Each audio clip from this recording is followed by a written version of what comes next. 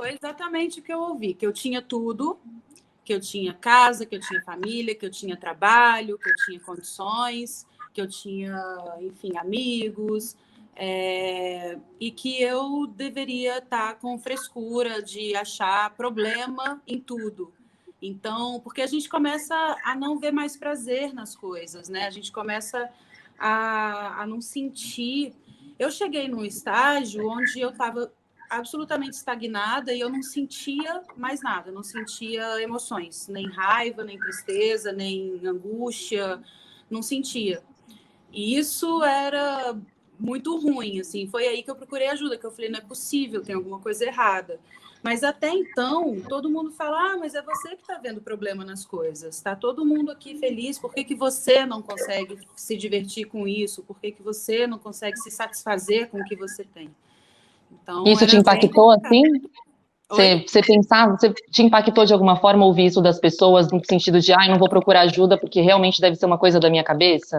Sim, total. Eu achava que era uma coisa da minha cabeça. E eu acho que a questão de ser uma pessoa que outras pessoas reconhecem na rua fazia com que tudo ficasse mais confuso.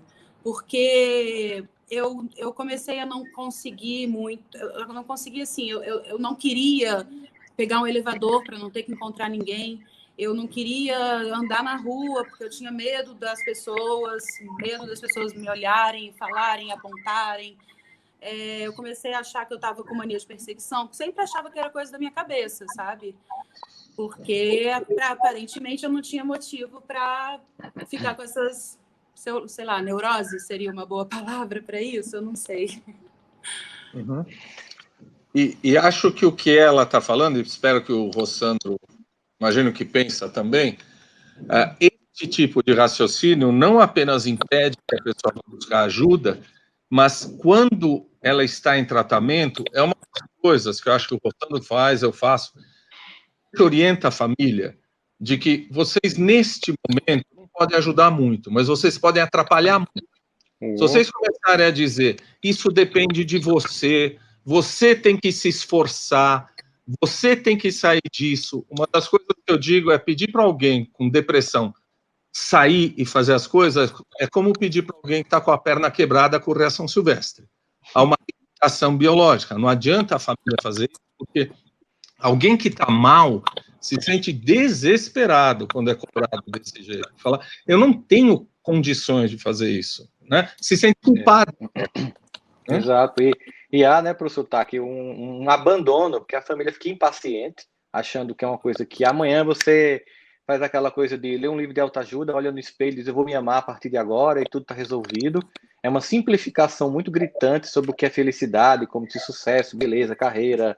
E a gente vê tantas pessoas que têm tudo isso e não estão planificadas, e pessoas que são ausentes dessas coisas e vivem uma condição emocional significativa. Não que não seja importante uma condição financeira minimamente digna, mas as pessoas simplificam tanto a vida emocional, como se bastasse essas conquistas, digamos assim, de produtividade, que as pessoas estariam plenas e realizadas. É como se assim, você vai pro corra porque do outro lado do arco-íris tem um pote encantado. E quem chega lá não tem esse danado spot e fica lá no desespero porque, me enganaram, me disseram que aqui está a estabilidade, aqui está a felicidade.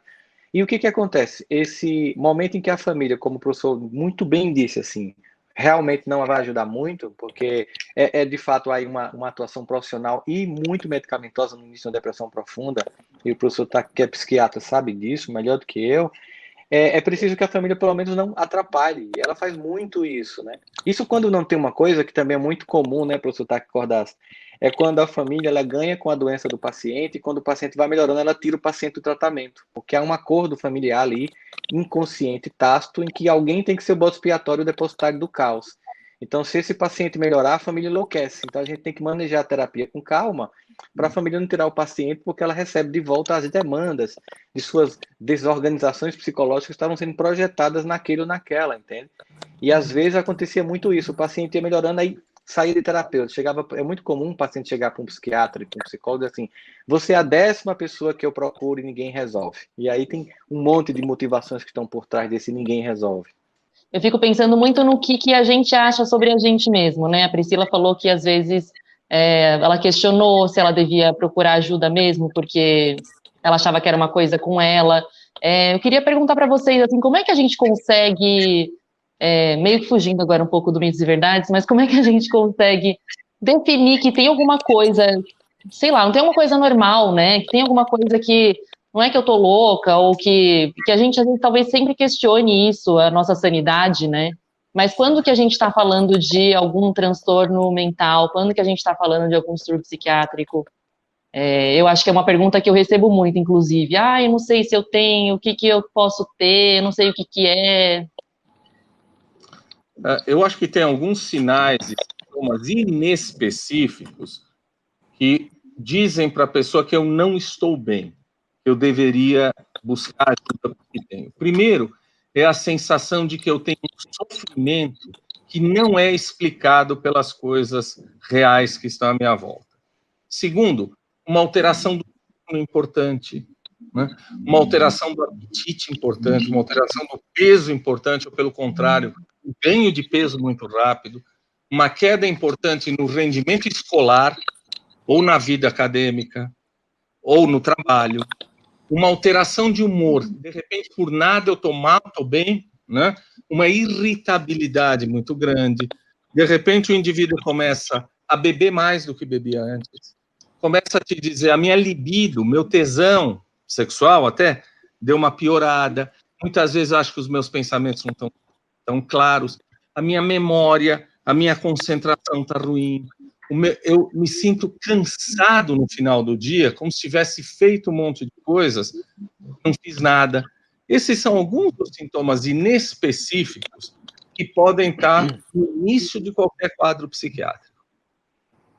Verdade. Uma coisa que a gente percebe também, né, professor, aqui é que muitos disso que o senhor falou, pode acontecer com qualquer pessoa momentaneamente, mas quando há uma constância em qualquer um desses sintomas, ou em mais de um desses sintomas, muitas vezes vêm associados um ao outro, porque assim, você pode estar um dia triste, um dia você pode perder o humor, mas tem uma constância que você percebe e as pessoas da família começam a dizer, você está muito irritado, você está dormindo mal demais, você está perdendo a memória, sabe?